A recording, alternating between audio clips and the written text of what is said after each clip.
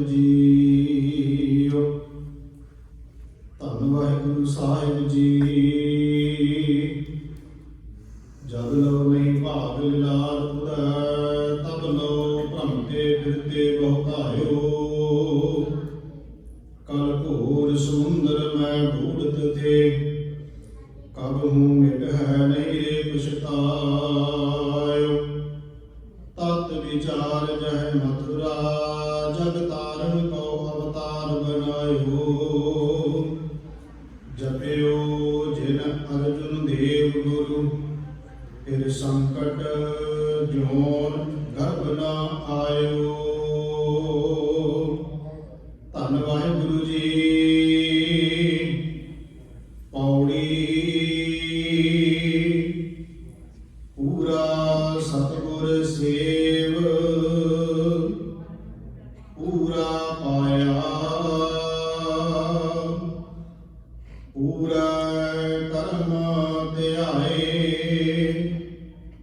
ਪੂਰਾ ਸ਼ਬਦ ਮਨ ਵਸਾਇਆ। ਪੂਰਾ ਸਤਿਗੁਰ ਸੇਵ, ਪੂਰਾ ਪਾਇਆ।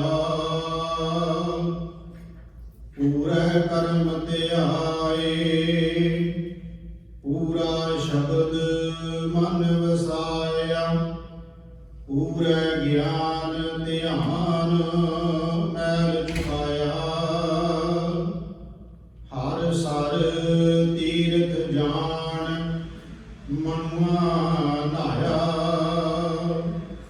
ਸ਼ਬਦ ਮਰੈ ਮਨ ਮਾਰ, ਧਨ ਜਣੇ ਦੀ ਮਾਇਆ। ਦਰ ਸੱਚੈ ਸਚਿਆਰ, ਸੱਚਾ ਆਇਆ। ਪੁੱਛ ਨਾ ਸਕੈ ਕੋਇ, ਜਾਂ ਖਸਮੈ ਭਾਇਆ। ਨਾਨਕ ਸੱਚ ਸਲਾਹ, ਲਿਖਿਆ ਪਾਇਆ। ਨਾਨਕ ਸੱਚ ਸਲਾਹ, ਲਿਖਿਆ ਪਾਇਆ। ਵਾਹਿਗੁਰੂ ਜੀ ਕਾ ਖਾਲਸਾ, ਵਾਹਿਗੁਰੂ ਜੀ ਕੀ ਫਤਿਹ। ਧੰਨ ਧੰਨ ਸਤਿਗੁਰੂ ਗੁਰੂ ਗ੍ਰੰਥ ਸਾਹਿਬ ਮਹਾਰਾਜ ਜੀ ਦੀ ਪਾਵਨ ਪਵਿੱਤਰ ਹਜ਼ੂਰੀ ਅੰਦਰ ਸੁਭਾਏਮਾਨ ਗੁਰੂ ਸਵਾਰੇ ਸਤਸੰਗੀ ਜਨੋ। ਸਤਿਗੁਰੂ ਗੁਰੂ ਗ੍ਰੰਥ ਸਾਹਿਬ ਮਹਾਰਾਜ ਜੀ ਦੀ ਰਹਿਮਤ ਬਖਸ਼ਿਸ਼ ਹੋਈ ਹੈ। ਹਫ਼ਤਾਵਾਰੀ ਦੀਵਾਨ ਸਜੇ ਹਨ, ਜਿਸ ਵਿੱਚ ਆਪ ਜੀ ਨੇ ਸਤਿਗੁਰੂ ਦੀ ਇਲਾਹੀ ਬਾਣੀ ਦੇ ਪਾਠ ਸਰਵਣ ਕੀਤੇ। ਗੁਰੂ ਕੀ ਇਲਾਹੀ ਬਾਣੀ ਦਾ ਕੀਰਤਨ ਆਪ ਜੀ ਨੇ ਸਰਵਣ ਕੀਤਾ। ਆਪ ਸਾਧ ਸੰਗਤ ਗੁਰਬਾਣੀ ਦੀ ਚੱਲ ਰਹੀ ਲੜੀਵਾਰ ਕਥਾ ਸ਼ਬਦ ਵਿਚਾਰ ਨਾਲ ਜੁੜੀਏ। ਜਿਤਨੇ ਮਾਈ ਭਾਈ ਗੁਰੂ ਚਰਨਾਂ 'ਚ ਬੈਠੇ ਹਾਂ, ਆਓ ਮਨ ਦੇ ਟਿਕਾਓ ਤੇ ਇਕਾਗਰਤਾ ਦੇ ਲਈ ਸਾਰੇ ਮਿਲ ਕੇ ਉਚਾਰਨ ਕਰੀਏ ਜੀ। ਸਤਨਾਮ ਸ੍ਰੀ ਵਾਹਿਗੁਰੂ ਜੀ, ਕਰੋ ਕਿਰਪਾ। ਸਤਨਾਮ ਸ੍ਰੀ ਵਾਹਿਗੁਰੂ ਜੀ। ਸਾਧ ਸੰਗਤ ਜੀ, ਅੱਜ ਅਸੀਂ ਸਤਿਗੁਰੂ ਗੁਰੂ ਅਰਜਨ ਦੇਵ ਮਹਾਰਾਜ ਜੀ ਦੇ ਸ਼ਹੀਦੀ ਦਿਹਾੜੇ ਨੂੰ ਸਮਰਪਿਤ ਵੀ ਅੱਜ ਦਾ ਸਮਾਗਮ ਹੈ। ਵਿਰਕ ਪਰਿਵਾਰ ਵੱਲੋਂ ਅਖੰਡ ਪਾਠ ਸਾਹਿਬ ਜੋ ਇਸੇ ਸੰਬੰਧ ਵਿੱਚ ਸਾਧ ਸੰਗਤ ਜੀ ਭੋਗ ਪਾਏ ਗਏ ਹਨ, ਉਸ ਦੇ ਸੰਬੰਧ ਵਿੱਚ ਵੀ ਆਪਾਂ ਵਿਚਾਰ ਕਰਾਂਗੇ। ਔਰ ਸ਼ਬਦ ਨੂੰ ਆਧਾਰ ਬਣਾ ਕੇ ਤੇ ਸਤਿਗੁਰੂ ਗੁਰੂ ਅਰਜਨ ਦੇਵ ਮਹਾਰਾਜ ਜੀ ਦੇ ਸ਼ਹੀਦੀ ਦੇ ਸੰਬੰਧ ਵਿੱਚ ਵੀ ਵਿਚਾਰਾਂ ਕਰਨੀਆਂ। ਪਹਿਲਾਂ ਆਪਾਂ ਸ਼ਬਦ ਵਿਚਾਰ ਕਰਨੀਏ। ਸਤਿਗੁਰੂ ਗੁਰੂ ਨਾਨਕ ਦੇਵ ਮਹਾਰਾਜ ਜੀ ਦੀ ਚੱਲ ਰਹੀ ਹੈ ਬਾਣੀ, ਜੋ ਮਲਾਰ ਰਾਗ ਵਿੱਚ ਸਤਿਗੁਰੂ ਜੀ ਦੀ ਵਾਰ ਹੈ, ਉਸ ਦੀ ਸਾਧ ਸੰਗਤ ਜੀ ਵਿਚਾਰ ਚੱਲ ਰਹੀ ਹੈ। ਮੇਰੇ ਸਾਹਿਬ ਕਿਰਪਾ ਕਰਦੇ ਨੇ। ਪੂਰਾ ਸਤਿਗੁਰ ਸੇਵ, ਪੂਰਾ ਪਾਇਆ। ਧੰਨ ਗੁਰੂ ਨਾਨਕ ਦੇਵ ਮਹਾਰਾਜ ਜੀ ਦਾ ਇਹ ਬਚਨ ਹੈ। ਮੇਰੇ ਸਾਹਿਬ ਕਿਰਪਾ ਕਰਦੇ ਨੇ ਜੀ, ਪੂਰੇ ਨਾਲ ਜੁੜਨਾ ਹੈ। ਪੂਰੇ ਤੋਂ ਭਾਵ ਅਕਾਲ ਪੁਰਖ ਵਾਹਿਗੁਰੂ ਪਰਮੇਸ਼ਰ, ਉਸ ਪੂਰੇ ਦੇ ਤੱਕ ਮਿਲਾਣ ਵਾਲਾ ਵੀ ਪੂਰਾ ਹੀ ਚਾਹੀਦਾ ਹੈ। ਕਿਉਂਕਿ ਜਿੰਨੇ ਮਿਲਾਣਾ ਹੈ ਪੂਰੇ ਦੇ ਨਾਲ, ਤੇ ਪੂਰਾ ਆਪ ਵੀ ਹੋਏਗਾ ਤੇ ਤਾਂ ਹੀ ਮਿਲਾ ਸਕੇਗਾ ਨਾ। ਭਾਈ ਸਾਹਿਬ ਨੇ ਕੀਰਤਨ ਕਰਦੇ ਨੇ, ਸਭ ਤੋਂ ਪਹਿਲਾ ਸ਼ਬਦ ਸਾਧ ਸੰਗਤ ਜੀ ਸਰਵਣ ਕਰਵਾਇਆ ਨਾ, ਉਹਦੇ ਵਿੱਚ ਵੀ ਸਤਿਗੁਰੂ ਮਹਾਰਾਜ ਜੀ ਗੁਰੂ ਅਰਜਨ ਦੇਵ ਜੀ ਦਾ ਇੱਕ ਬਚਨ ਆਉਂਦਾ ਹੈ। ਭਾਈ ਸਾਹਿਬ ਨੇ ਜਿਹੜਾ ਸ਼ਬਦ ਗਾਇਆ ਸੀ ਕਿ ਧੰਨ ਧੰਨ ਧੰਨ ਜਨ ਆਇਆ, ਜਿਸ ਪ੍ਰਸਾਦ ਸਭ ਜਗਤ ਤਰਾਇਆ। ਜਨ ਆਵਣ ਕਾਹੇ ਸੁਆਵ, ਜਨ ਕੇ ਸੰਗ ਚਿਤ ਆਵੈ, ਨਾਮ ਅਗਲੀ ਪੰਕਤੀ ਕੀ ਸਾਹਿਬ ਕਹਿੰਦੇ ਆਪ ਮੁਕਤ ਕਰੇ ਸੰਸਾਰ। ਵੀ ਉਸ ਤਾਂ ਹੀ ਤਾਂ ਮੁਕਤ ਕਰ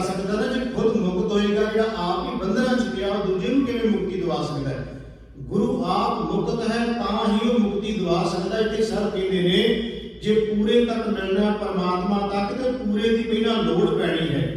ਸਤਿਗੁਰੂ ਮਹਾਰਾਜ ਜੀ ਨੇ ਸੁਖਮਨੀ ਸਾਹਿਬ ਦੀ ਅਖੀਰਲੀ ਅਸ਼ਟਪਦੀ ਤੇ ਅਖੀਰਲਾ ਜਿਹੜਾ ਸ਼ਲੋਕ ਹੈ, ਗੁਰੂ ਅਰਜਨ ਦੇਵ ਮਹਾਰਾਜ ਕਹਿੰਦੇ ਪੂਰਾ ਪ੍ਰਭ ਆਰਾਧਿਆ ਪੂਰਾ ਜਾਤਾ ਨਾਉ ਨਾਨਕ ਪੂਰਾ ਪਾਇਆ ਪੂਰੇ ਕੇ ਗੁਣ ਗਾਓ। ਕਿੰਨੇ ਸ਼ਬਦ ਉਹਦੇ ਵਿੱਚ ਪੂਰੇ ਆਏ ਨੇ। ਸਤਿਗੁਰੂ ਮਹਾਰਾਜ ਕਹਿੰਦੇ ਪੂਰਾ ਪ੍ਰਭ ਆਰਾਧਿਆ ਪੂਰਾ ਜਾਤਾ ਨਾਉ, ਉਹ ਆਪ ਸੰਪੂਰਨ ਹੈ, ਪੂਰਨ ਹੈ, ਉਹਦਾ ਨਾਮ ਸੱਚਾ ਹੈ।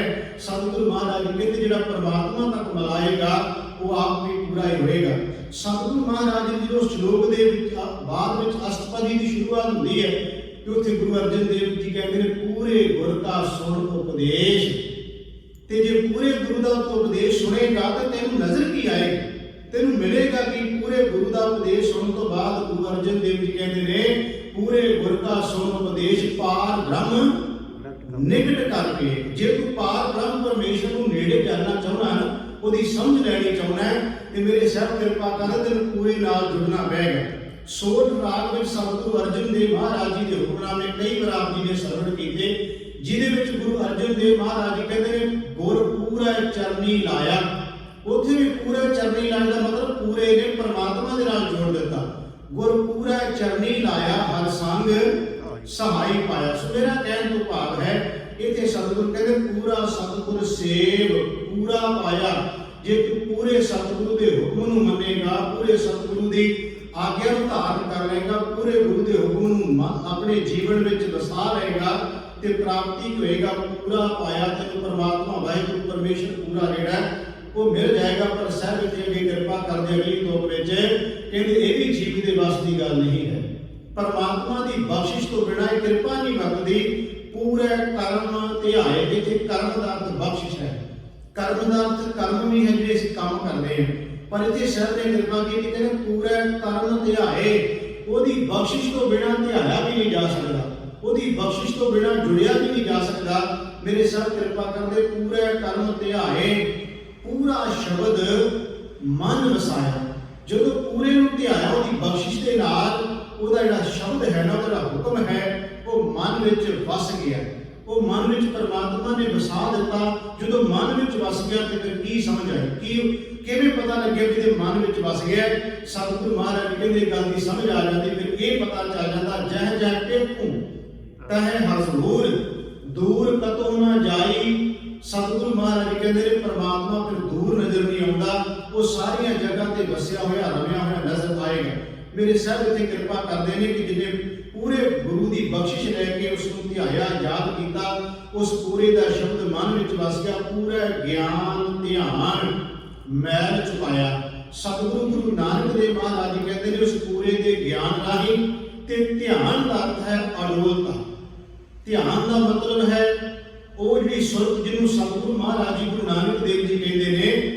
ਜਦੋਂ ਜੋਗੀਆਂ ਨਾਲ ਗੱਲ ਹੋਈ ਤੇ ਸਤਿਗੁਰੂ ਕਹਿੰਦੇ ਤੁਸੀਂ ਕਿਹੜੇ ਧਿਆਨ ਦੀ ਗੱਲ ਕਰਦੇ ਹੋ, ਕਿਹੜਾ ਧਿਆਨ ਲਾਉਣਾ ਹੈ ਤੁਸੀਂ? ਉੱਥੇ ਸਤਿਗੁਰੂ ਕਹਿੰਦੇ ਭੁਗਤ ਗਿਆਨ ਦਇਆ ਭੰਡਾਰਨ ਘੜ ਘੜ ਵਾਜੈ ਨਾਲ। ਸਤਿਗੁਰੂ ਗਰੀਬ ਨਿਵਾਜ ਪਾਤਸ਼ਾਹ ਮਹਾਰਾਜ ਜੀ ਕਹਿੰਦੇ ਨੇ ਜਦੋਂ ਉਸ ਪਰਮਾਤਮਾ ਵਾਹਿਗੁਰੂ ਦੇ ਵਿੱਚ ਸੁਰਤ ਜੋੜਨੀ ਹੈ, ਸੁਰਤ ਜੋੜਨ ਤੋਂ ਭਾਵ ਹੈ ਤੇਰੀ ਆਤਮਿਕ ਅਡੋਲਤਾ ਬਣ ਜਾਏ। ਜਿਹੜੀ ਆਤਮਿਕ ਅਡੋਲਤਾ ਧੰਨ ਸਤਿਗੁਰੂ ਗੁਰੂ ਅਰਜਨ ਦੇਵ ਸੱਚੇ ਪਾਤਸ਼ਾਹ ਮਹਾਰਾਜ ਜੀ ਦੀ ਹੈ, ਉਹ ਆਤਮਿਕ ਅਡੋਲਤਾ ਆਪਾਂ ਸਤਿਗੁਰੂ ਦੇ ਜੀਵਨ ਦੀ ਅੱਗੇ ਵਿਚਾਰ ਕਰਾਂਗੇ ਕਿਵੇਂ ਆਤਮਿਕ ਅਡੋਲਤਾ ਹੈ। ਇੱਥੇ ਸਾਹਿਬ ਕਹਿੰਦੇ ਨੇ ਪੂਰੇ ਗਿਆਨ ਧਿਆਨ ਮੈਲ ਚੁਕਾਇਆ। ਜਿਸ ਜੀਵ ਨੇ ਉਸ ਵਾਹਿਗੁਰੂ ਪਰਮਾਤਮਾ ਦੀ ਬਖਸ਼ਿਸ਼ ਦੇ ਨਾਲ ਆਤਮਿਕ ਅਡੋਲਤਾ ਹਾਸਲ ਕਰ ਲਈ ਹੈ, ਉਹਦੇ ਅੰਦਰੋਂ ਪਰਮਾਤਮਾ ਨੇ ਕੀ ਕਿਰਪਾ ਕੀਤੀ, ਮੈਲ ਚੁੱਕ ਦਿੱਤੀ ਸਾਰੀ। ਜਨਮਾਂ ਜਨਮਾਂਤਰਾਂ ਦੀ ਮੈਲ ਜਿਹੜੀ ਹੈ ਨਾ, ਜਿਹਨੂੰ ਬਾਣੀ ਕਹਿੰਦੀ ਕਿ ਜਨਮ ਜਨਮ ਕੀ ਇਸ ਮਨ ਕੋ ਮਲ ਲਾਗੀ ਕਾਲਾ ਹੁਆ ਸ਼ਾਹ ਖੰਡਲੀ ਧੋਤੀ ਉਜੜੀ ਨਾ ਹੋਵੇ। ਜੇ 100 ਧੋਵਣ ਪਾ ਉਹ ਜਿਹੜੀ ਮੈਲ ਹੈ ਨਾ, ਸਤਿਗੁਰੂ ਮਹਾਰਾਜ ਕਹਿੰਦੇ ਨੇ ਮੈਲ ਇਸ ਵਿੱਚ ਹੈ ਕੀ? ਬਾਣੀ ਇਹ ਕਹਿੰਦੀ ਹੈ ਹਉਮੈ ਮਾਇਆ ਮੈਲ ਹੈ, ਮਾਇਆ ਮੈਲ ਭਰੀਜੈ ਰਾਮ। ਸਤਿਗੁਰੂ ਕਹਿੰਦੇ ਹਉਮੈ ਦੀ ਪਰਮਾਤਮਾ ਤੋਂ ਦੂਰ ਜਾਣ ਵਾਲੀ ਜਿਹੜੀ ਮੈਲ ਸੀ ਨਾ, ਉਹ ਗੁਰੂ ਨੇ ਕਿਰਪਾ ਕਰਕੇ ਚੁਕਾ ਦਿੱਤੀ, ਚੁੱਕੀ ਗਈ ਅੰਦਰੋਂ। ਹਰ ਸਰ ਤੀਰਥ ਜਾਨ ਮਨੁਆ ਨਹਾਇਆ। ਹਰ ਸਰ ਦਾ ਮਤਲਬ ਹੈ ਹਰੀ ਪਰਮਾਤਮਾ ਦੇ ਨਾਮ ਦਾ ਸਰੋਵਰ, ਜਿਹਨੂੰ ਸਤ ਸੰਗਤ ਰੂਪ ਸਰੋਵਰ ਵੀ ਕਿਹਾ ਜਾਂਦਾ ਹੈ। ਹੁਣ ਸਤਿਗੁਰੂ ਜੀ ਕਹਿੰਦੇ ਨੇ ਹਰ ਸਰ ਤੀਰਥ ਜਾਨ। ਉਹਨਾਂ ਨੇ ਜਾਣ ਲਿਆ ਕਿ ਅੰਦਰ ਦੀ ਮੈਲ ਨੂੰ ਦੂਰ ਕਰਨ ਦਾ ਇੱਕੋ ਹੀ ਤਰੀਕਾ ਹੈ ਜਿਹੜਾ ਗੁਰੂ ਨਾਨਕ ਸਾਹਿਬ ਨੇ ਜਪਜੀ ਸਾਹਿਬ ਵਿੱਚ ਸਮਝਾ ਦਿੱਤਾ ਹੈ। ਸਤਿਗੁਰੂ ਮਹਾਰਾਜ ਜੀ ਕਿਰਪਾ ਕਰਦੇ ਨੇ ਕਿ ਕਿਵੇਂ ਮੈਲ ਜਾ ਸਕਦੀ ਹੈ। ਭਰੀਏ ਮਤ ਪਾਪਾਂ ਕੈ ਸੰਗ, ਇਹਨੂੰ ਧੋਣ ਦਾ ਕੀ ਤਰੀਕਾ ਹੈ। ਸਤਿਗੁਰੂ ਮਹਾਰਾਜ ਕਹਿੰਦੇ ਉਹ ਧੋਪੈ ਨਾਮੈ ਕਹਿ ਰੰਗ, ਉਹ ਨਾਮ ਦੇ ਨਾਲ ਹੀ ਕੇਵਲ ਧੋਤੀ ਜਾ ਸਕਦੀ ਹੈ। ਹਰ ਸਰ ਤੀਰਥ ਜਾਨ ਮਨੁਆ ਨਹਾਇਆ, ਇਸ ਮਨੁੱਖ ਨੇ ਆਪਣਾ ਮਨ ਹੈ ਨਾ, ਸਤਿਗੁਰੂ ਮਹਾਰਾਜ ਕਹਿੰਦੇ ਨਾਮ ਦੇ ਸਰੋਵਰ ਦੇ ਵਿੱਚ ਧੋ ਲਿਆ, ਸਾਫ਼ ਕਰ ਲਿਆ। ਅੱਗੇ ਸਾਹਿਬ ਕਿਰਪਾ ਕਰਦੇ ਸ਼ਬਦ ਮਰੈ ਮਨ ਮਾਰ ਧਨ ਜਣੇ ਦੀ ਮਾਇਆ। ਸਤਿਗੁਰੂ ਗੁਰੂ ਨਾਨਕ ਸਾਹਿਬ ਜੀ ਕਿਰਪਾ ਕਰਦੇ ਨੇ ਜਿਨ੍ਹਾਂ ਜੀਵਾਂ ਨੇ ਆਪਣੇ ਮਨ ਨੂੰ ਮਾਰ ਕੇ ਗੁਰੂ ਦੇ ਸ਼ਬਦ ਵਿੱਚ ਮਿਲਾ ਲਿਆ ਹੈ, ਮੇਰੇ ਸਾਹਿਬ ਕਿਰਪਾ ਕਰਦੇ ਉਹਨਾਂ ਦੀ ਮਾਂ ਵੀ ਧਨਤਾ ਦੇ ਯੋਗ ਹੈ। ਹੁਣ ਜਦੋਂ ਸਾਧ ਸੰਗਤ ਜੀ ਗੁਰੂ ਸਾਹਿਬਾਨ ਮਹਾਰਾਜ ਜੀ ਦੇ ਅਸੀਂ ਦਿਹਾੜੇ ਮਨਾਉਂਦੇ ਆ ਨਾ, ਉਦੋਂ ਅਸੀਂ ਸਾਧ ਸੰਗਤ ਜੀ ਇੱਕ ਸ਼ਬਦ ਆਮ ਤੌਰ ਤੇ ਇਹ ਪੜ੍ਹਿਆ ਜਾਂਦਾ ਹੈ। ਉਹ ਸ਼ਬਦ ਹੈ ਜਿੱਥੇ ਜਾਏ ਬਹੇ ਮੇਰਾ ਸਤਿਗੁਰੂ ਸੁਲਤਾਨ ਸੁਭਾਵਾ ਰਾਮ ਰਾਜੀ। ਜਾਂ ਇੱਕ ਸ਼ਬਦ ਅਸੀਂ ਇਹ ਵੀ ਪੜ੍ਹਦੇ ਹਾਂ ਕਿ ਸਾ ਧਰਤੀ ਭਈ ਹਰਿਆਵਲੀ, ਜਿੱਥੇ ਮੇਰਾ ਸਤਿਗੁਰ ਬੈਠਾ ਆਏ ਸੇ ਜੰਤ ਪਏ ਹਰਿਆਵਲੀ, ਜਿਹਨੀ ਮੇਰਾ ਸਤਿਗੁਰ ਦੇਖਿਆ ਜਾਏ। ਅਗਲਾ ਬਚਨ ਹੈ ਧੰਨ ਧੰਨ ਪਿਤਾ ਧੰਨ ਧੰਨ ਕੁਲ ਧੰਨ ਧੰਨ ਸੋ ਜਨਨੀ, ਜਿਨ ਗੁਰੂ ਜਣਿਆ ਮਾਏ। ਸਤਿਗੁਰੂ ਮਹਾਰਾਜ ਕਹਿੰਦੇ ਉਹ ਮਾਤਾ ਧਨਤਾ ਦੇ ਯੋਗ, ਉਹ ਪਿਤਾ ਧਨਤਾ ਦੇ ਯੋਗ, ਜਿਸ ਮਾਤਾ ਤੇ ਪਿਤਾ ਨੇ ਉਸ ਗੁਰੂ ਨੂੰ ਜਨਮ ਦਿੱਤਾ ਹੈ। ਇੱਥੇ ਸਾਹਿਬ ਕਿਰਪਾ ਕਰਦੇ ਨੇ ਸ਼ਬਦ ਮਾਇਆ ਮਨ ਮਾਰ ਧਨ ਜਣੇ ਦੀ ਮਾਇਆ, ਉਹ ਜੀਵ ਧਨਤਾ ਦੇ ਯੋਗ, ਉਹਨਾਂ ਦੀ ਮਾਂ ਵੀ ਧਨਤਾ ਦੇ ਯੋਗ ਹੈ, ਜਿਨ੍ਹਾਂ ਜੀਵਾਂ ਨੇ ਵਾਹਿਗੁਰੂ ਪਰਮਾਤਮਾ ਦੇ ਨਾਮ ਨਾਲ ਆਪਣੀ ਸਾਂਝ ਪਾ ਲਈ ਹੈ। ਸਾਹਿਬ ਕਹਿੰਦੇ ਉਹਨਾਂ ਦੀ ਮਾਂ ਵੀ ਧਨ ਹੈ ਜਿਹਨੇ ਉਹਨਾਂ ਨੂੰ ਜਨਮ ਦਿੱਤਾ ਹੈ। ਦਰ ਸੱਚੇ ਸਚਿਆਰ ਸੱਚਾ ਆਇਆ, ਮੇਰੇ ਸਾਹਿਬ ਕਿਰਪਾ ਕਰਦੇ ਨੇ ਪ੍ਰਭੂ ਦੇ ਦਰਬਾਰ ਵਿੱਚ ਉਹ ਸਚਿਆਰ ਮੁਖ ਮਨੁੱਖ ਸੁਰਖਰੂ ਹੋ ਕੇ ਜਾਂਦੇ। ਪ੍ਰਭੂ ਦੇ ਦਰਬਾਰ ਵਿੱਚ ਉਹ ਆਪਣਾ ਮੁਖ ਉਜੜਾ ਲੈ ਕੇ ਜਾਂਦੇ। ਉਹਨਾਂ ਦਾ ਆਉਣਾ ਜਾਣਾ ਸੰਸਾਰ ਤੇ ਸਫਲ ਹੋ ਗਿਆ। ਪੁੱਛ ਨਾ ਸਕਦਾ ਕੋਈ ਜਾਂ ਖਸਮੈ ਭਾਇਆ, ਉਹਨਾਂ ਦੇ ਜੀਵਨ ਵੱਲੇ ਕੋਈ ਉਂਗਲ ਨਹੀਂ ਕਰ ਸਕਦਾ। ਪੁੱਛ ਨਾ ਸਕਦਾ ਕੋਈ ਦਾ ਮਤਲਬ ਹੈ ਕਿ ਉਹਨਾਂ ਦੇ ਜੀਵਨ ਵੱਲੇ ਕੋਈ ਉਂਗਲ ਨਹੀਂ ਕਰ ਸਕੇਗਾ। ਧੰਨ ਗੁਰੂ ਅਰਜਨ ਦੇਵ ਮਹਾਰਾਜ ਜੀ। ਹੁਣ ਧੰਨ ਗੁਰੂ ਅਰਜਨ ਦੇਵ ਮਹਾਰਾਜ ਜੀ ਦੇ ਜੀਵਨ ਤੇ ਕੋਈ ਉਂਗਲ ਕਰ ਸਕਦਾ ਹੈ? ਨਹੀਂ। ਜਿਨ੍ਹਾਂ ਨੇ ਸਾਰੀ ਜ਼ਿੰਦਗੀ ਮਨੁੱਖਤਾ ਦੇ ਭਲੇ ਲਈ ਲਾ ਦਿੱਤੀ ਤੇ ਅੰਤ ਸਮੇਂ ਤੇ ਸਤਿਗੁਰੂ ਦੀ ਸ਼ਹਾਦਤ ਵੀ ਇਉਂ ਕਹਿ ਲਓ ਕਿ ਸਾਧ ਸੰਗਤ ਜੀ ਉਹ ਗੁਰੂ ਅਰਜਨ ਦੇਵ ਮਹਾਰਾਜ ਦੀ ਸ਼ਹਾਦਤ ਵੀ ਸਾਨੂੰ ਇਹ ਸਿੱਖਿਆ ਦਿੰਦੀ ਹੈ ਕਿ ਗੁਰੂ ਅਰਜਨ ਦੇਵ ਮਹਾਰਾਜ ਜੀ ਨੇ ਧਰਮ ਨੂੰ ਕਾਇਮ ਰੱਖਦਿਆਂ ਹੋਇਆਂ ਇਉਂ ਕਹਿ ਲਓ ਕਿ ਮਨੁੱਖ ਦੀ ਸੁਤੰਤਰਤਾ ਦੀ ਗੱਲ ਕਰਦਿਆਂ ਜਾਂ ਆਜ਼ਾਦੀ ਦੀ ਗੱਲ ਕਰਦਿਆਂ ਸਤਿਗੁਰੂ ਮਹਾਰਾਜ ਜੀ ਦੀ ਇਹ ਸ਼ਹਾਦਤ ਹੈ, ਜਿਹਦੇ ਵਿੱਚ ਸਾਹਿਬ ਜੀ ਕਹਿੰਦੇ ਨੇ ਕੋਈ ਜ਼ੁਲਮ ਕਿੰਨਾ ਵੀ ਅਤਿਆਚਾਰ ਸਰੀਰ ਤੇ ਕਿਉਂ ਨਾ ਝੱਲਣਾ ਪੈ ਜਾਏ, ਪਰ ਉਹਨੂੰ ਕੋਈ ਆਪਣੇ ਸਿਧਾਂਤ ਤੋਂ ਆਪਣੀ ਵਿਚਾਰ ਤੋਂ ਸੱਚ ਤੋਂ ਕੋਈ ਦੂਰ ਨਹੀਂ ਲੈ ਜਾ ਸਕਦਾ। ਮੇਰੇ ਸਾਹਿਬ ਕਿਰਪਾ ਕਰਦੇ ਨੇ ਐਸੇ ਜਿਹੜੇ ਜੀਵ ਨੇ ਉਹਨਾਂ ਦੇ ਜੀਵਨ ਉੱਤੇ ਕੋਈ ਮਨੁੱਖ ਕਿਵੇਂ ਉਂਗਲ ਚੁੱਕ ਸਕਦਾ ਹੈ। ਉਹਨਾਂ ਦੀ ਪੁੱਛ ਪ੍ਰਭੂ ਦੇ ਦਰਬਾਰ ਵਿੱਚ ਵੀ ਕੋਈ ਪੁੱਛ-ਗਿੱਛ ਨਹੀਂ ਹੈ। ਸਾਹਿਬ ਕਿਰਪਾ ਕਰਦੇ ਨੇ ਅਖੀਰਲੀ ਤੁਕ ਵਿੱਚ ਨਾਨਕ ਸੱਚ ਸਲਾਹ ਲਿਖਿਆ ਪਾਇਆ। ਉਹਨਾਂ ਨੇ ਆਪਣੇ ਮੱਥੇ ਦੇ ਭਾਗ ਜਗਾ ਲਏ, ਕਿਵੇਂ ਜਾਗੇ ਪ੍ਰਭੂ ਦੀ ਸਿਫਤ ਕਰ ਕਰਕੇ, ਪਰਮਾਤਮਾ ਦੀ ਵਡਿਆਈ ਕਰ ਕਰਕੇ ਉਹਨਾਂ ਨੇ ਆਪਣੇ ਮੱਥੇ ਦੇ ਭਾਗ ਨੂੰ ਜਗਾ ਲਿਆ। ਆਓ ਬਾਕੀ ਦੇ ਥੋੜੇ ਜਿਹੇ ਮਿੰਟਾਂ ਵਿੱਚ ਸਤਿਗੁਰੂ ਗੁਰੂ ਅਰਜਨ ਦੇਵ ਮਹਾਰਾਜ ਜੀ ਦੀ ਸ਼ਹਾਦਤ ਨਾਲ ਸੰਬੰਧਿਤ ਵਿਚਾਰਾਂ ਨਾਲ ਆਪਾਂ ਜੁੜਨਾ ਹੈ, ਕਿਉਂਕਿ ਇਸ ਦਿਨ ਨੂੰ ਵੀ ਅੱਜ ਅਸੀਂ ਮਨਾ ਰਹੇ ਹਾਂ। ਮੈਂ ਬਹੁਤ ਸੰਖੇਪ ਜ਼ਿਕਰ ਕਰਨਾ ਹੈ। ਗੁਰੂ ਅਰਜਨ ਦੇਵ ਮਹਾਰਾਜ ਜੀ ਦਾ ਸਾਧ ਸੰਗਤ ਜੀ ਆਗਮਨ 15 ਅਪ੍ਰੈਲ 1563 ਈਸਵੀ ਨੂੰ ਗੋਇੰਦਵਾਲ ਸਾਹਿਬ ਦੀ ਧਰਤੀ ਤੇ ਸਤਿਕਾਰਯੋਗ ਮਾਤਾ ਭਾਨੀ ਜੀ ਤੇ ਪਿਤਾ ਗੁਰੂ ਰਾਮਦਾਸ ਮਹਾਰਾਜ ਜੀ ਦੇ ਘਰ ਵਿੱਚ ਸਤਿਗੁਰੂ ਜੀ ਦਾ ਆਗਮਨ ਹੋਇਆ ਹੈ। ਨਾਨਾ ਸਤਿਗੁਰੂ ਗੁਰੂ ਅਮਰਦਾਸ ਮਹਾਰਾਜ ਜੀ ਦੀ ਗੋਦ ਦਾ ਨਿਕ ਵੀ ਉਹਨਾਂ ਨੇ 11 ਸਾਲ ਤੱਕ ਮਾਣਿਆ ਹੈ। ਸਤਿਗੁਰੂ ਗੁਰੂ ਅਮਰਦਾਸ ਮਹਾਰਾਜ ਜੀ ਦੀ ਕੋਲੋਂ ਗੁਰੂ ਅਰਜਨ ਦੇਵ ਮਹਾਰਾਜ ਜੀ ਨੇ ਬਹੁਤ ਸਿੱਖਿਆ ਵੀ ਲਈ। ਆਪਣੇ ਪਿਤਾ ਜੀ ਦੇ ਕੋਲੋਂ ਵੀ ਸਿੱਖਿਆ ਲਈ ਸਮਾਂ ਆਇਆ। ਗੁਰੂ ਅਮਰਦਾਸ ਮਹਾਰਾਜ ਜੀ ਨੇ ਗੁਰਤਾ ਗੱਦੀ ਦੀ ਜ਼ਿੰਮੇਵਾਰੀ ਗੁਰੂ ਰਾਮਦਾਸ ਆਪਣੇ ਦਿਮਾਗ ਨੂੰ ਸੌਂਪ ਦਿੱਤੀ ਤੇ ਅੰਮ੍ਰਿਤਸਰ ਸਾਹਿਬ ਦੀ ਧਰਤੀ ਤੇ ਨਵਾਂ ਨਗਰ ਵਸਾਉਣ ਲਈ ਹੁਕਮ ਕਰ ਦਿੱਤਾ। ਗੁਰੂ ਰਾਮਦਾਸ ਮਹਾਰਾਜ ਜੀ ਅੰਮ੍ਰਿਤਸਰ ਸਾਹਿਬ ਦੀ ਧਰਤੀ ਤੇ ਆਉਂਦੇ ਆ, ਇਹ ਨਵਾਂ ਨਗਰ ਵਸਣਾ ਸ਼ੁਰੂ ਹੋ ਜਾਂਦਾ ਹੈ। ਸਰੋਵਰ ਦੀ ਸਤਿਗੁਰੂ ਮਹਾਰਾਜ ਜੀ ਕਾਰ ਸੇਵਾ ਚਲਾ ਰਹੇ ਹਨ। ਸਮਾਂ ਆਪਣੀ ਚਾਲੇ ਚੱਲਦਾ। ਗੁਰੂ ਰਾਮਦਾਸ ਮਹਾਰਾਜ ਜੀ ਨੇ ਆਪਣਾ ਸਮਾਂ ਨਜ਼ਦੀਕ ਜਾਣ ਕੇ ਤੇ ਗੁਰਤਾ ਗੱਦੀ ਆਪਣੇ ਤਿੰਨਾਂ ਪੁੱਤਰਾਂ ਵਿੱਚੋਂ ਸਭ ਤੋਂ ਛੋਟੇ ਗੁਰੂ ਅਰਜਨ ਦੇਵ ਜੀ ਨੂੰ ਸੌਂਪੀ ਹੈ। ਗੁਰੂ ਰਾਮਦਾਸ ਦੇ ਤਿੰਨ ਪੁੱਤਰ ਨੇ, ਵੱਡੇ ਬਾਬਾ ਪ੍ਰਿਥੀ ਚੰਦ, ਛੋਟੇ ਮਹਾਦੇਵ ਤੇ ਸਭ ਤੋਂ ਛੋਟੇ ਗੁਰੂ ਅਰਜਨ ਦੇਵ ਮਹਾਰਾਜ ਜੀ। ਗੁਰੂ ਅਰਜਨ ਦੇਵ ਮਹਾਰਾਜ ਨੂੰ ਗੁਰਤਾ ਗੱਦੀ ਸੌਂਪ ਦਿੱਤੀ। ਉਸ ਵੇਲੇ ਗੁਰੂ ਸਾਹਿਬ ਦੀ ਉਮਰ 18 ਸਾਲ ਦੀ ਸੀ। क्योंकि 1581 ਨੂੰ ਧੰਨ ਗੁਰੂ ਰਾਮਦਾਸ ਮਹਾਰਾਜ ਜੀ ਪ੍ਰਭ ਰੁਪਿਆਨਾ ਕਰ ਜਾਂਦੇ ਹੈ ਤੇ ਇਹ ਜਿਹੜੀ ਗੁਰਤਾ ਗੱਦੀ ਗੁਰੂ ਰਾਮਦਾਸ ਨੇ ਗੁਰੂ ਅਰਜਨ ਦੇਵ ਜੀ ਨੂੰ ਸੌਂਪੀ ਹੈ ਨਾ, ਉਸ ਵੇਲੇ ਗੋਇੰਦਵਾਲ ਸਾਹਿਬ ਦੀ ਧਰਤੀ ਤੇ ਗੁਰਤਾ ਗੱਦੀ ਦਿੱਤੀ ਹੈ ਤੇ ਭੱਟ ਸਾਹਿਬਾਨ ਮੌਜੂਦ ਸਨ। ਇਸ ਗੱਲ ਦੀ ਗੁਰੂ ਗ੍ਰੰਥ ਸਾਹਿਬ ਦੇ ਵਿੱਚੋਂ ਗਵਾਹੀ ਮਿਲਦੀ ਹੈ ਕਿ ਜੇ ਬਾਬਾ ਪ੍ਰਿਥੀ ਚੰਦ ਜੀ ਬਖੇੜਾ ਕਰਦੇ ਆ, ਝਗੜਾ ਪਾਉਂਦੇ ਆ ਕਿ ਮੈਂ ਹੱਕਦਾਰ ਹਾਂ, ਮੈਨੂੰ ਗੱਦੀ ਮਿਲੀ ਹੈ, ਕਿਉਂਕਿ ਮੈਂ ਜ਼ਿਕਰ ਕਰਾਂਗਾ ਕਿ ਜਦੋਂ ਦਸਤਾਰ ਲੈ ਕੇ ਆਏ ਸਨ, ਜਿਵੇਂ ਆਪਾਂ ਕਹਿੰਦੇ ਪਰਿਵਾਰ ਦੇ ਵਿੱਚ ਦਸਤਾਰ ਵੀ ਲਿਆਂਦੀ ਜਾਂਦੀ ਹੈ ਇੱਕ ਪਰਿਵਾਰ ਦੇ ਮੈਂਬਰਾਂ ਵੱਲੋਂ, ਉਹ ਦਸਤਾਰ ਦੇਣ ਦੀ ਜੋ ਗੱਲ ਆਈ ਤੇ ਗੁਰੂ ਅਰਜਨ ਦੇਵ ਮਹਾਰਾਜ ਜੀ ਕਹਿਣ ਲੱਗੇ ਕਿ ਬਾਬਾ ਪ੍ਰਿਥੀ ਚੰਦ ਨੇ ਬਖੇੜਾ ਖੜਾ ਕਰ ਦਿੱਤਾ ਸੀ ਤੇ ਗੁਰੂ ਅਰਜਨ ਦੇਵ ਜੀ ਕਹਿਣ ਲੱਗੇ ਕੋਈ ਨਹੀਂ, ਦਸਤਾਰ ਤੁਸੀਂ ਵੱਡਾ ਭਰਾ ਹੈ, ਇਸ ਕਰਕੇ ਦਸਤਾਰ ਇਹਨੂੰ ਦੇ ਦਿਓ। ਗੁਰਤਾ ਗੱਦੀ ਵਾਲੀ ਨਹੀਂ, ਜਿਹੜੀ ਸਮਾਜਿਕ ਤੌਰ ਤੇ ਅਸੀਂ ਕਹਿੰਦੇ ਹਾਂ ਕਿ ਦਸਤਾਰਬੰਦੀ ਹੁੰਦੀ ਹੈ, ਉਹ ਦਸਤਾਰ ਜਦੋਂ ਗੱਲ ਬਾਬਾ ਪ੍ਰਿਥੀ ਚੰਦ ਨੂੰ ਮਿਲੀ, ਉਹਨਾਂ ਨੇ ਕਿਹਾ ਤਾਂ ਦਸਤਾਰ ਤਾਂ ਮੈਨੂੰ ਮਿਲ ਗਈ, ਗੁਰਤਾ ਗੱਦੀ ਮੈਨੂੰ ਮਿਲ ਗਈ। ਭੱਟ ਸਾਹਿਬਾਨ ਕਹਿੰਦੇ ਭੁਲੇਖਾ ਨਾ ਪਾਇਓ, ਗੁਰਤਾ ਗੱਦੀ ਗੁਰੂ ਅਰਜਨ ਦੇਵ ਮਹਾਰਾਜ ਜੀ ਕੋਲੇ, ਉਹਨਾਂ ਦਾ ਬਚਨ ਹੈ ਅਖੀਰਲੇ ਭੱਟ ਸਾਹਿਬਾਨ ਹਰਬੰਸ ਜੀ ਦਾ ਸਵਈਆ ਤੇ ਅਖੀਰਲਾ ਸਵਈਆ, ਇਸ ਤੋਂ ਅੱਗੇ 12 ਤੇ ਵਧੀਕ ਸ਼ੁਰੂ ਹੁੰਦੇ ਹੈ।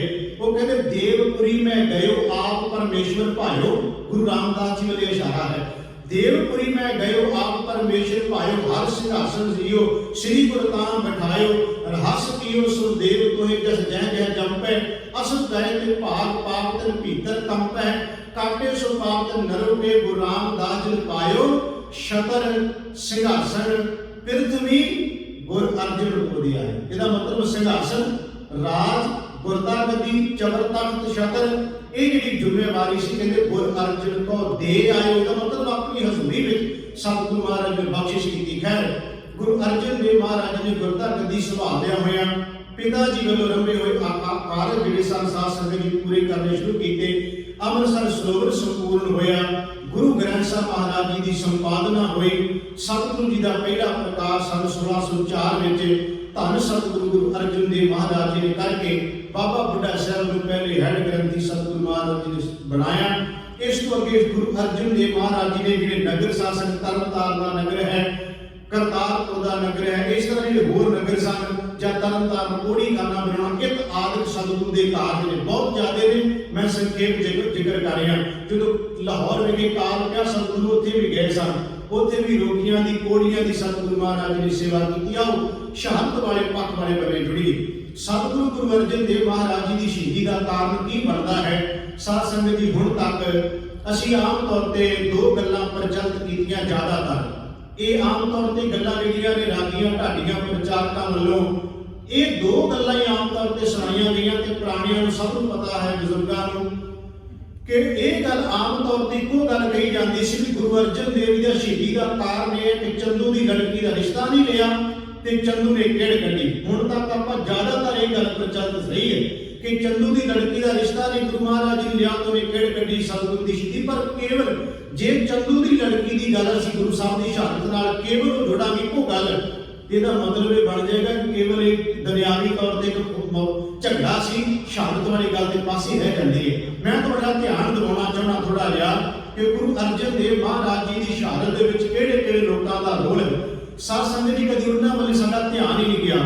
ਇਸ ਹਿੰਦੁਸਤਾਨ ਦੇ ਅੰਦਰ ਅਕਬਰ ਦੇ ਅਖੀਰਲੇ ਸਮੇਂ ਤੇ ਜਿਹੜੇ ਮੱਤ ਸ਼ੁਰੂ ਹੋ ਗਏ ਸਨ, ਸਾਧ ਸੰਗਤ ਜੀ ਨੂੰ 18 ਅਖਾੜੇ ਕਿਹਾ ਜਾਂਦਾ ਹੈ। 18 ਮੱਤ, ਉਹਨਾਂ ਵਿੱਚ ਦੋ ਬੜੇ ਪ੍ਰਚਲਿਤ ਸੀ, ਚਿਸ਼ਤੀ ਤੇ ਸੁਹਰਾਵਰਦੀ। ਇਹ ਦੋ ਮੱਤ ਵੱਡੇ ਸਨ। ਚਿਸ਼ਤੀ ਮੱਤ ਜਿਹੜਾ ਸੀ ਨਾ, ਸਿਰਫ ਸਿਲਸਿਲੇ ਕਿਹਾ ਜਾਂਦਾ ਸੀ। ਮੈਂ ਬੜਾ ਸੰਖੇਪ ਤੇ ਸੌਖੇ ਸ਼ਬਦਾਂ ਸਮਝਾਉਣ ਦਾ ਯਤਨ ਕਰਨ ਲੱਗਾ। ਜਿਹੜਾ ਚਿਸ਼ਤੀ ਸਿਲਸਿਲਾ ਸੀ ਨਾ, ਇਹਦੇ ਨਾਲ ਸੰਬੰਧਿਤ ਜਿਹੜੇ ਲੋਕ ਸਨ ਉਹਨੂੰ ਇਉਂ ਕਹਿ ਲਓ ਸੌਖਾ ਸਮਝਣ ਲਈ, ਜਿਵੇਂ ਬਾਬਾ ਫਰੀਦ ਸਾਹਿਬ ਹੋ ਗਏ, ਪੀਰ ਬੁੱਧੂ ਸ਼ਾਹ ਹੋ ਗਏ, ਜਿਵੇਂ ਗਨੀ ਖਾਨ, ਨਬੀ ਖਾਨ ਹੋ ਗਏ, ਉਹ ਲੋਕ ਇਸ ਸਿਲਸਿਲੇ ਨਾਲ ਸੰਬੰਧਿਤ ਰਹੇ ਜਿਨ੍ਹਾਂ ਦੀ ਗੁਰੂ ਘਰ ਦੇ ਨਾਲ ਨੇੜਤਾ ਹੈ। ਸੁਹਰਾਵਰਦੀ ਮੱਤ ਉਹ ਹੈ ਜਿਹੜੇ ਗੁਰੂ ਘਰ ਦੇ ਵਿਰੋਧੀ ਆ ਜਾਂਦੇ ਹੈ, ਜਿਨ੍ਹਾਂ ਨੇ ਗੁਰੂ ਘਰ ਦੇ ਨਾਲ ਟੱਕਰ ਲਈ ਹੈ। ਇਹ ਦੋ ਮੱਤ ਉਦੋਂ ਬੜੇ ਵੱਡੇ ਪ੍ਰਚਲਿਤ ਸਨ। ਇੱਕ ਤੀਜਾ ਮੱਤ ਜਿਹੜਾ ਸੀ ਹਿੰਦੁਸਤਾਨ ਦੇ ਅੰਦਰ ਹੋਰ ਆ ਗਿਆ, ਉਹਨੂੰ ਕਹਿੰਦੇ ਸੀ ਨਕਸ਼ਬੰਦੀਆਂ ਦੀ ਲਹਿਰ। ਇਹ ਨਕਸ਼ਬੰਦੀ ਲਹਿਰ ਹਿੰਦੁਸਤਾਨ ਦੇ ਅੰਦਰ ਆਈ ਕਦੋਂ? ਜਦੋਂ ਬਿਲਕੁਲ ਅਕਬਰ ਆਪਣੇ ਐਨ ਅੰਤਲੇ ਸਮੇਂ ਦੇ ਉੱਤੇ ਸੀ। ਇਹ ਕਹਿ ਲਓ ਕਿ 1605 ਵਿੱਚ ਅਕਬਰ ਚੜ੍ਹਾਈ ਕਰ ਜਾਂਦਾ ਤੇ ਉਦੋਂ ਦੇ ਨੇੜੇ ਤੇੜੇ ਇਹ ਨਕਸ਼ਬੰਦੀ ਲਹਿਰ ਹਿੰਦੁਸਤਾਨ ਵਿੱਚ ਆਉਂਦੀ ਹੈ। ਇਹਨੂੰ ਲੈ ਕੇ ਕੌਣ ਆਉਂਦਾ ਹੈ? ਤੁਰਾਨ ਤੋਂ ਇੱਕ ਬੰਦਾ ਚੱਲਦਾ ਹੈ, ਮੁਹੰਮਦ ਬਾਕੀ ਬਿੱਲਾ। ਇਹ ਮਿਲਦਾ ਹੈ ਬੁਖਾਰੇ ਵਿਖੇ ਸ਼ੇਖ ਅਮਤੰਗੀ ਨੂੰ। ਦੀ ਯਾਤਰਾ ਤੇ ਆਇਆ ਸੀ ਨਾ, ਉਦੋਂ ਦਾ ਮੇਲ ਮਿਲਾਪ ਹੋ ਗਿਆ। ਇਹ ਸ਼ੇਖ ਅਮਕੰਗੀ ਨੇ ਸ਼ੇਖ ਬਾਕੀ ਬਿੱਲਾ ਨੂੰ ਕਿਹਾ ਕਿ ਜੇ ਇਸ ਮਤ ਨੂੰ ਅਸੀਂ ਹੋਰ ਪ੍ਰਚਾਰਨਾ ਚਾਹੁੰਦੇ ਹਾਂ ਤੇ ਆਪ ਨੂੰ ਹਿੰਦੁਸਤਾਨ ਵਿੱਚ ਪੰਜਾਬ ਦੀ ਧਰਤੀ ਤੇ ਲੈ ਕੇ ਜਾਣਾ, ਉੱਥੇ ਇਸ ਮਤ ਨੂੰ ਅਸੀਂ ਵੱਧ ਤੋਂ ਵੱਧ ਹੋਰ ਪ੍ਰਚਾਰੀਏ। ਜਦੋਂ ਇਸ ਇਲਾਕੇ ਵਿੱਚ ਆਏ ਤੇ ਸਾਧ ਸੰਗਤ ਜੀ ਇਹਨਾਂ ਦਾ ਮਿਲਾਪ ਹੋ ਗਿਆ ਸ਼ੇਖ ਅਹਿਮਦ ਸਰਹੰਦੀ ਦੇ ਨਾਲ। ਸ਼ੇਖ ਅਹਿਮਦ ਸਰਹੰਦੀ ਉਹ ਬੰਦਾ ਹੈ ਜਿਹੜਾ ਗੁਰੂ ਅਰਜਨ ਦੇਵ ਜੀ ਨੂੰ ਸ਼ਹੀਦ ਕਰਾਉਣ ਵਿੱਚ ਦਿਨ ਰਾਤ ਇੱਕ ਕਰਨ ਵਾਲਾ ਹੈ, ਕਦੀ ਉਹਦਾ ਜ਼ਿਕਰ ਹੀ ਨਹੀਂ ਹੋਇਆ। ਸ਼ੇਖ ਅਹਿਮਦ ਸਰਹੰਦੀ ਦੇ ਇਹ ਵੀ ਗੁਰੂ ਅਰਜਨ ਦੇਵ ਮਹਾਰਾਜ ਜੀ ਦੇ ਸਮਕਾਲੀ ਹੈ, ਕਿਉਂਕਿ ਇਹਦਾ ਜਿਹੜਾ ਜਨਮ ਹੈ ਨਾ ਇਹ 1661 ਦਾ ਹੈ ਤੇ ਸਤਿਗੁਰੂ ਮਹਾਰਾਜ 1561 ਦਾ ਹੈ, ਸਤਿਗੁਰੂ ਮਹਾਰਾਜ 1563 ਦਾ, ਇਸ ਕਰਕੇ ਇਹ ਸਮਕਾਲੀ ਬਣਦੇ ਆ। ਸ਼ੇਖ ਅਹਿਮਦ ਸਰਹੰਦੀ ਜਿਹੜਾ ਸੀ ਇਹਦੇ ਬਾਰੇ ਮੰਨਿਆ ਜਾਂਦਾ ਹੈ ਕਿ ਇਹ ਬੰਦਾ ਆਪਣੀ ਵਿਚਾਰ ਵਿੱਚ ਜਾਂ ਇਹੋ ਕਹਿ ਲਓ ਕਿ ਲੋਕਾਂ ਉੱਤੇ ਪ੍ਰਭਾਵ ਪਾਉਣ ਦੇ ਵਿੱਚ ਬੜਾ ਮਾਹਰ ਸੀ। ਕੀ ਲੈਂਦਾ ਸੀ ਜਿੱਥੇ ਜਾਂਦਾ ਸੀ ਲੋਕਾਂ ਨੂੰ, ਇਹਦੇ ਤੋਂ ਪ੍ਰਭਾਵਿਤ ਹੋ ਗਿਆ। ਇਹ ਸ਼ੇਖ ਬਾਕੀ ਬਿੱਲਾ ਜਿਹੜਾ ਸੀ ਇਹ ਤੋਂ ਬੜਾ ਪ੍ਰਭਾਵਿਤ ਹੋਇਆ। ਉਹਨੇ ਇਹਨੂੰ ਥਾਪ ਦਿੱਤਾ ਸਰਹੰਦ ਦਾ ਪ੍ਰਚਾਰ ਕਿ ਤੂੰ ਉਸ ਇਲਾਕੇ ਵਿੱਚ ਪ੍ਰਚਾਰ ਕਰਨਾ, ਉਹਦਾ ਪ੍ਰਚਾਰ ਕੇਂਦਰ ਨੂੰ ਸੌਂਪ ਦਿੱਤਾ। ਇਹਨਾਂ ਨਕਸ਼ਬੰਦੀਆਂ ਨੇ ਫਿਰ ਦਿਨ ਰਾਤ ਇੱਕ ਕਰਕੇ ਮਿਹਨਤ ਕਰਕੇ ਇਸ ਹਿੰਦੁਸਤਾਨ ਦੇ ਅੰਦਰ ਤੇ ਲਗਭਗ ਪੰਜਾਬ ਦੇ ਏਰੀਏ ਵਿੱਚ ਇਹਨਾਂ ਨੇ ਫਿਰ ਸਾਧ ਸੰਗਤ ਜੀ ਆਪਣੇ ਡੇਰੇ ਖੋਲ੍ਹਣੇ ਸ਼ੁਰੂ ਕਰ ਦਿੱਤੇ। ਉਹਦਾ ਨਾਂ ਕੀ ਰੱਖਿਆ? ਸਤੀ ਸਰਵਰੀਆਂ ਦੀ ਇੱਕ ਲਹਿਰ ਚੱਲੀ। ਇਹ ਸਤੀ ਸਰਵਰੀਏ ਮੈਂ ਇੱਕ ਤੁਹਾਡਾ ਧਿਆਨ ਦਵਾ ਦਿਆਂ, ਜਿੰਨੇ ਵੀ ਨਾਮ ਮੈਂ ਤੁਹਾਡੇ ਸਾਹਮਣੇ ਗਿਣਾਂਗਾ ਨਾ, ਇਹਨਾਂ ਸਾਰੇ ਨਾਮਾਂ ਦੀ ਲੜੀ ਜਾਂ ਕਿੱਕੇ ਤਾਂ ਜੁੜਦੀ ਹੈ। ਜਿਵੇਂ ਕਹਿ ਲਓ ਕਿ ਲੱਖਾਂ ਦਾ ਦਾਤਾ, ਇਸੇ ਤਰ੍ਹਾਂ ਜਿਹੜਾ ਨਗਾਏ ਵਾਲਾ, ਇਸੇ ਤਰ੍ਹਾਂ ਜਿਹੜਾ ਦਾਮੂ ਸ਼ਾਹ, ਇਹ ਢੋਲੇ ਸ਼ਾਹ, ਇਹ ਇੱਕ ਆਦਿਕ ਜਿੰਨੇ ਵੀ ਮੁਰਾਰੀ ਦਾਸ, ਤੁਲਸੀ ਜਮਾ ਕਰਿਓ, ਇਹ ਜਿਹੜੇ ਇੰਨੇ ਜਿੰਨੇ ਲੋਕ ਆਉਂਦੇ ਜਿਹੜੇ ਭਾਵ ਕਿ ਉਸ ਵੇਲੇ ਇਹ ਜਿਵੇਂ ਸ਼ੇਖ ਪੱਤਾ ਹੋ ਗਿਆ, ਇਹ ਜਿਹੜੇ ਲੋਕ ਸਾਹਮਣੇ ਉਹਦੇ ਨਾਵਾਂ ਵਾਲੇ, ਇਹ ਸਾਰਿਆਂ ਦੀ ਕੜੀ ਕਿਤੇ ਨਾ ਕਿਤੇ ਜਾ ਕੇ ਉਸ ਜਗ੍ਹਾ ਤੇ ਜੁੜਦੀ ਹੈ ਜਿੱਥੇ ਸ਼ੇਖ ਅਹਿਮਦ ਸਰਹੰਦੀ ਨੇ ਇਸ ਮਤ ਨੂੰ ਪ੍ਰਚਾਰ ਦੇ ਲਈ ਯਤਨ ਕੀਤੇ। ਪ੍ਰਚਾਰ ਕੇਂਦਰ ਉਹਨੇ ਬਣਾਏ ਹੋਏ ਸਨ ਕਿ ਹੁਣ ਸਾਧ ਸੰਗਤ ਜੀ ਜੋ ਸਤੀ ਸਰਵਰੀਆਂ ਦੀ ਲਹਿਰ ਜੋਰਾਂ ਤੇ ਸੀ, ਗੁਰੂ ਅਰਜਨ ਦੇਵ ਮਹਾਰਾਜ ਨੇ ਤਰਨ ਤਾਰਨ ਦਾ ਨਗਰ ਵਸਾ ਕੇ ਇਸ ਲਹਿਰ ਨੂੰ ਦਬਾਇਆ ਹੈ, ਖਤਮ ਕੀਤਾ ਇਸ ਲਹਿਰ ਨੂੰ। ਉਹਦਾ ਮਤਲਬ ਇਹ ਨਹੀਂ ਸੀ ਕਿ ਕੋਈ ਵਿਰੋਧਤਾ ਵਿੱਚ, ਕਿਉਂਕਿ ਸਤਿਗੁਰੂ ਮਹਾਰਾਜ ਦੇਖਦੇ ਸਨ ਕਿ ਲੋਕਾਂ ਨੂੰ ਮੜੀਆਂ ਮਸਾਣਾ ਤੇ ਗਲਤ ਰਸਤੇ ਤੇ ਪਾਇਆ ਜਾ ਰਿਹਾ। ਮੇਰੇ ਗੁਰੂ ਅਰਜਨ ਦੇਵ ਮਹਾਰਾਜ ਜੀ ਨੇ ਜਦੋਂ ਪ੍ਰਚਾਰ ਕੀਤਾ ਤੇ ਭਾਈ ਲਗਾ ਵਰਗੇ, ਭਾਈ ਮੰਝ ਵਰਗੇ, ਇਸ ਤਰ੍ਹਾਂ ਭਾਈ ਬਹਿਲੋ ਵਰਗੇ ਇੱਕ ਆਦਿਕ ਬਹੁਤ ਸਿੱਖ ਸਨ ਜਿਹੜੇ ਸਾਧ ਸੰਗਤ ਦੀ ਬੜੀ ਵੱਡੀ ਗਿਣਤੀ ਵਿੱਚ ਸੰਤਾਂ ਨੂੰ ਗੁਰੂ ਅਰਜਨ ਦੇਵ ਦੇ ਚਰਨਾਂ 'ਚ ਲੈ ਕੇ ਆਏ। ਹੁਣ ਜਿਹੜਾ ਸਾਧ ਸੰਗਤ ਜੀ ਝੁਬਾਲ ਦਾ ਰਹਿਣ ਵਾਲਾ ਭਾਈ ਲਗਾ, ਇਹ 84 ਪਿੰਡਾਂ ਦਾ ਮਾਲਕ ਹੈ ਤੇ 84 ਪਿੰਡਾਂ ਦਾ ਚੌਧਰੀ ਹੋਵੇ ਤੇ ਜਦੋਂ ਸਤੀ ਸਰਵਰੀਆਂ ਤੋਂ ਸਿੱਖ ਬਣ ਗਿਆ, ਤੁਸੀਂ ਅੰਦਾਜ਼ਾ ਤੇ ਲਾਓ ਜਿਹੜਾ ਕਿ ਐਡਾ ਵੱਡਾ ਆਦਮੀ ਜਦੋਂ ਗੁਰੂ ਘਰ 'ਚ ਆਇਆ ਹੋਵੇਗਾ ਤੇ ਕਿੰਨੇ ਲੋਕ ਜੁੜੇ ਹੋਣਗੇ ਤੇ ਜਿਹੜੀ ਦੁਕਾਨ ਜਿਹਦੀ ਬੰਦ ਹੁੰਦੀ ਹੈ ਉਹਨੂੰ ਹੱਥਾਂ ਪੈਰਾਂ ਨੂੰ ਪੈਂਦੀ ਹੈ। ਉਹਨਾਂ ਵੇਖਿਆ ਵੀ ਭਾਈ ਲਗਾ ਵਰਗੇ ਵੀ ਗੁਰੂ ਅਰਜਨ ਦੇਵ ਮਹਾਰਾਜ ਦੇ ਸ਼ਰਧਾਲੂ ਬਣ ਗਏ। ਇਸ ਕਰਕੇ ਉਹ ਸ਼ੇਖ ਅਹਿਮਦ ਸਰਹੰਦੀ ਨੇ ਸਾਧ ਸੰਗਤ ਜੀ ਇਸ ਮਤ ਨੂੰ ਇਹ ਕਹਿ ਲਓ ਗੁਰੂ ਘਰ ਦੇ ਨਾਲ ਟੱਕਰ ਦੇ ਲੈਣ ਦੇ ਲਈ ਉਹਨੇ ਜਿਹੜਾ ਯਤਨ ਕੀਤਾ ਉਹ ਇਹ ਸੀ, ਉਹਨੇ ਸਾਧ ਸੰਗਤ ਜੀ ਇੱਕ ਮਸ਼ਵਰਾ ਕੀਤਾ ਸ਼ੇਖ ਫਰੀਦ ਬੁਖਾਰੀ ਦੇ ਨਾਲ। ਸ਼ੇਖ ਫਰੀਦ ਬੁਖਾਰੀ ਉਹ ਆਦਮੀ ਹੈ ਜਿਹਨੂੰ ਮੁਰਤਜ਼ਾ ਖਾਨ ਦਾ ਖਿਤਾਬ ਮਿਲਿਆ ਹੈ। ਇਹ ਮੁਰਤਜ਼ਾ ਖਾਨ ਦਾ ਖਿਤਾਬ ਤਾਂ ਦਿੱਤਾ ਗਿਆ ਕਿਉਂਕਿ ਇਹਨੇ ਖੁਸਰੋ ਨੂੰ ਕੈਦ ਕੀਤਾ ਸੀ ਜਹਾਂਗੀਰ ਦੇ ਪੁੱਤਰ ਨੂੰ ਤੇ ਅਕਬਰ ਦੇ ਪੋਤੇ ਜਿਹਨੂੰ ਅਕਬਰ ਗੱਦੀ ਦੇਣਾ ਚਾਹੁੰਦਾ ਸੀ। ਉਹਨੂੰ ਕੈਦ ਕਰਨ ਦੇ ਵਿੱਚ ਇਸ ਸ਼ੇਖ ਫਰੀਦ ਬੁਖਾਰੀ ਦਾ ਬੜਾ ਵੱਡਾ ਰੋਲ ਹੈ, ਤਾਂ ਇਹਨੂੰ ਮੁਰਤਜ਼ਾ ਖਾਨ ਦਾ ਖਿਤਾਬ ਦਿੱਤਾ ਗਿਆ। ਸਾਧ ਸੰਗਤ ਜੀ ਇਹ ਸਾਰੇ ਲੋਕ ਇਕੱਠੇ ਹੁੰਦੇ ਆ, ਇਹਨਾਂ ਦੀ ਇੱਕ ਰਾਏ ਦੇ ਨਾਲ, ਇੱਕ ਮਸ਼ਵਰੇ ਦੇ ਨਾਲ, ਇੱਕ ਸੁਲ੍ਹਾ ਦੇ ਨਾਲ ਇਹ ਫੈਸਲਾ ਕੀਤਾ ਜਾਂਦਾ ਕਿ ਜੇ ਤਖਤ ਉੱਤੇ ਜਹਾਂਗੀਰ ਨੂੰ ਬਿਠਾ ਦਿੱਤਾ ਜਾਵੇ ਤੇ ਸਾਡੀਆਂ ਸਾਰੀਆਂ ਮੰਗਾਂ ਪੂਰੀਆਂ ਹੋ ਜਾ ਸਕਦੀਆਂ ਨੇ। ਅਕਬਰ ਚਾਹੁੰਦਾ ਸੀ ਖੁਸਰੋ ਗੱਦੀ ਤੇ ਬੈਠੇ, ਪਰ ਖੁਸਰੋ ਨੂੰ ਨਹੀਂ ਸੀ ਬਿਠਾਉਣਾ ਚਾਹੁੰਦੇ। ਖੈਰ ਮੈਂ ਬੜਾ ਸੰਖੇਪ ਹੋਰ ਲਿਖਾ ਜ਼ਿਕਰ ਕਰਨ। ਇਹਨਾਂ ਸਾਰਿਆਂ ਦੀ ਰਾਏ ਨਾਲ ਬਾਦਸ਼ਾਹ ਜਹਾਂਗੀਰ ਤਖਤ ਤੇ ਬੈਠ ਜਾਂਦਾ ਹੈ। ਜਦੋਂ ਜਹਾਂਗੀਰ ਬਾਦਸ਼ਾਹ ਤਖਤ ਤੇ ਬੈਠ ਗਿਆ, ਇਹ ਸਾਰੇ ਲੋਕ ਫਿਰ ਸਾਧ ਸੰਗਤ ਜੀ ਗੁਰੂ ਅਰਜਨ ਦੇਵ ਮਹਾਰਾਜ ਜੀ ਦੇ ਵਿਰੋਧ ਦੇ ਵਿੱਚ ਇੱਕ ਮਤਾ ਪਾਸ ਕਰਦੇ। ਮਤਾ ਕੀ ਹੈ?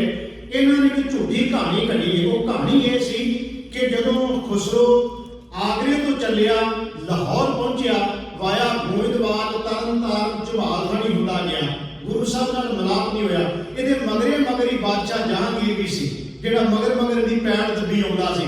ਹੁਣ ਤੁਸੀਂ ਦੇਖਿਓ ਜੇ ਸਾਧ ਸੰਗਤ ਜੀ 1 ਮਈ ਤੋਂ ਲੈ ਕੇ ਤੇ ਲਗਭਗ 21 ਮਈ ਤੱਕ ਗੁਰੂ ਅਰਜਨ ਦੇਵ ਜੀ ਦੇ ਸੰਬੰਧ ਵਿੱਚ ਕੋਈ ਸ਼ਿਕਾਇਤ ਬਾਦਸ਼ਾਹ ਜਹਾਂਗੀਰ ਕੋਲੇ ਨਹੀਂ ਕਿ ਗੁਰੂ ਅਰਜਨ ਦੇਵ ਜੀ ਨੇ ਖੁਸਰੋ ਨੂੰ ਪਨਾਹ ਦਿੱਤੀ ਜਾਂ ਖੁਸਰੋ ਨੂੰ ਗੁਰੂ ਅਰਜਨ ਦੇਵ ਜੀ ਮਿਲੇ, ਕਿਤੇ ਵੀ ਨਹੀਂ ਇਤਿਹਾਸ ਵਿੱਚ ਜ਼ਿਕਰ ਆਉਂਦਾ।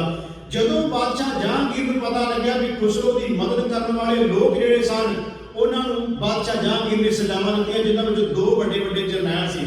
ਇੱਕ ਸੀ ਹੁਸੈਨ ਬੇਗ, ਦੂਸਰਾ ਸੀ ਰਹਿਮਾਨ, ਅਬਦੁਲ ਰਹਿਮਾਨ। ਇਹ ਦੋ ਬੰਦਿਆਂ ਨੂੰ ਬਾਦਸ਼ਾਹ ਜਹਾਂਗੀਰ ਨੇ ਦੋਵਾਂ ਨੂੰ ਖੋਤੇ ਦੀ ਖੱਲ ਵਿੱਚ ਤੇ ਇੱਕ ਨੂੰ ਗਾਂ ਦੀ ਖੱਲ ਵਿੱਚ ਬੰਦ ਕਰਕੇ ਇਹਨਾਂ ਦੀ ਮੌਤ ਇਸ ਤਰ੍ਹਾਂ ਹੋਈ।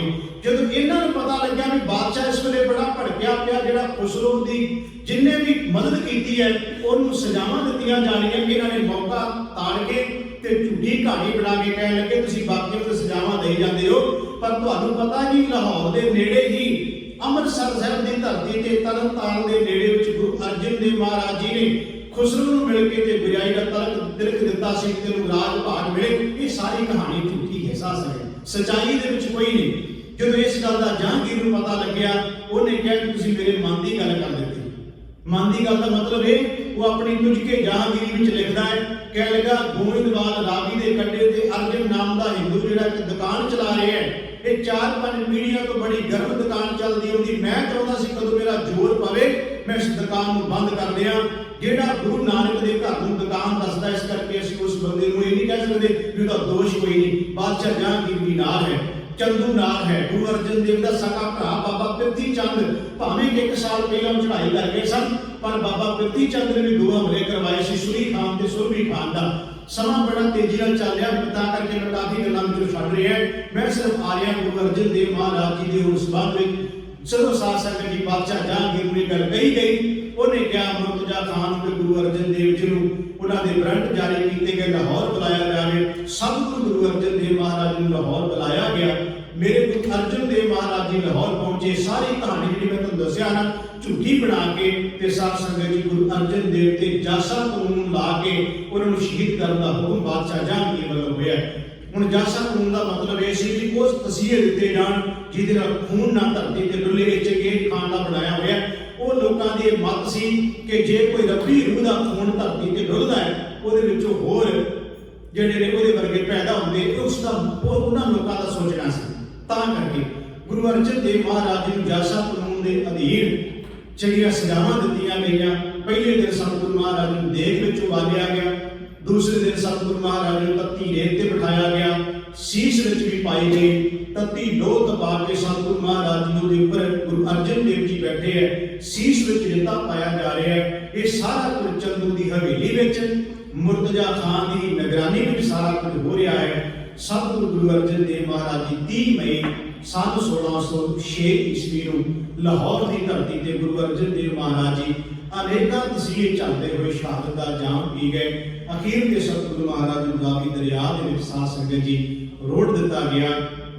ਗੁਰੂ ਅਰਜਨ ਦੇਵ ਮਹਾਰਾਜ ਜੀ ਦੀ ਸ਼ਹਾਦਤ ਹੋਈ ਤੇ ਉਹੀ ਸ਼ੇਖ ਅਹਿਮਦ ਸਰਹੱਦੀ ਨੇ ਸ਼ੇਖ ਫਰੀਦ ਬੁਖਾਰੀ ਨੂੰ ਇੱਕ ਚਿੱਠੀ ਲਿਖੀ, ਕਹਿਣ ਲੱਗਾ ਮੈਨੂੰ ਰਾਤੀ ਸੁਪਨਾ ਆਇਆ ਕਿ ਬਾਦਸ਼ਾਹ ਜਹਾਂਗੀਰ ਨੇ ਕਾਫਰ ਦਾ ਸਿਰ ਕੁਚਲ ਦਿੱਤਾ ਹੈ। ਇਹਦੇ ਵਿੱਚ ਹਿੰਦੂਆਂ ਦੀ ਹਾਰ ਹੋਈ, ਇਸਲਾਮ ਦੀ ਜਿੱਤ ਹੋਈ। ਬਹਾਨਾ ਭਾਵੇਂ ਕੋਈ ਵੀ ਬਣਾਇਆ ਗਿਆ ਗੁਰੂ ਅਰਜਨ ਦੇਵ ਜੀ ਸ਼ਹੀਦ ਕਰਾਉਣ ਦਾ, ਇਹਦਾ ਮਤਲਬ ਉਸ ਬੰਦੇ ਦੀ ਆਪਣੀ ਲਿਖਤ ਤੇ ਕਹਿੰਦੀ ਹੈ ਕਿ ਅਸੀਂ ਬਹਾਨਾ ਝੂਠਾ ਬਣਾਇਆ ਹੋਇਆ ਸੀ। ਸਤਿਗੁਰੂ ਗੁਰੂ ਅਰਜਨ ਦੇਵ ਮਹਾਰਾਜ ਜੀ ਦੀ ਸ਼ਹਾਦਤ ਹੋ ਜਾਂਦੀ ਹੈ।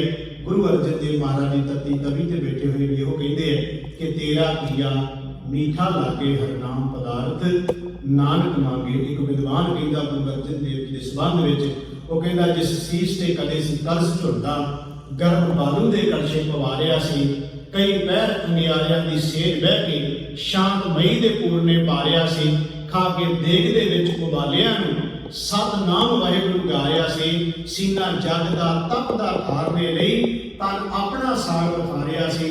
ਕਹਿਣਾ ਸੌਖਾ ਤੇ ਸੁਣਨਾ ਵੀ ਬਹੁਤ ਸੌਖਾ, ਔਖੀ ਗੱਲ ਹੈ। ਅਮਲ ਕਮਾਉਣ ਵਾਲੀ ਉਹਦੇ ਮੂਰਤੀ ਉਸ ਰੱਬ ਦੀ ਸੀ ਤੱਤੀ ਤਵੀ ਤੇ ਸੁਖਮਨੀ ਗਾਣ ਵਾਲੀ। ਧੰਨ ਗੁਰੂ ਅਰਜਨ ਦੇਵ ਮਹਾਰਾਜ ਜੀ ਦੇ ਸ਼ਹਾਦਤ ਨੂੰ ਅਸੀਂ ਕੋਟਾਨ ਕੋਟ ਪ੍ਰਣਾਮ ਕਰਦੇ ਹਾਂ। ਗੁਰੂ ਕਿਰਪਾ ਕਰੇ ਸਤਿਗੁਰੂ ਜੀ ਦੇ ਬਚਨ ਉਹਨਾਂ ਦਾ ਜੀਵਨ ਸਾਡੇ ਹਿਰਦੇ ਅੰਦਰ ਵਸੇ, ਤਾਂ ਕਿ ਗੁਰੂ ਦੇ ਪਾਏ ਪੁਰਨਿਆਂ ਤੇ ਚੱਲ ਕੇ ਅਸੀਂ ਆਪਣਾ ਲੋਕ ਸੁਖੀ ਜੀਵਨ ਸੇਵਾ ਕਰ ਸਕੀਏ। ਇਹਦੀਆਂ ਬੇਨਤੀਆਂ ਪ੍ਰਵਾਨ ਕਰਨੀਆਂ ਪਰਚੋਂ ਦੀ ਖਿਮਾ। ਗੁਰੂ ਗ੍ਰੰਥ ਸਾਹਿਬ ਦਾ ਤੇ ਆਪ ਸਾਰੀਆਂ ਸੰਗਤਾਂ ਦਾ ਬਿਰਧ ਪਰਿਵਾਰ ਦਾ ਬਹੁਤ ਬਹੁਤ ਧੰਨਵਾਦ। ਵਾਹਿਗੁਰੂ ਜੀ ਕਾ ਖਾਲਸਾ, ਵਾਹਿਗੁਰੂ ਜੀ ਕੀ